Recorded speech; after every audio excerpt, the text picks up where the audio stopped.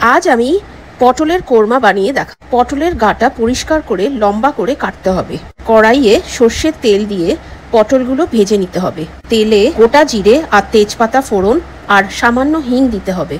এবার আদা, কাঁচা লঙ্কা, টমেটোর পেস্টটা ঢেলে দিতে হবে। নাড়াতে হবে যতক্ষণ না তেল ছাড়ে। আর পোস্ত, চালমগজ আর কাজুর পেস্টটাও ঢেলে দিতে হবে। একটু নাড়িয়ে হলুদ, লঙ্কার গুঁড়ো আর কাশ্মীরি লাল মির্চ দিতে হবে।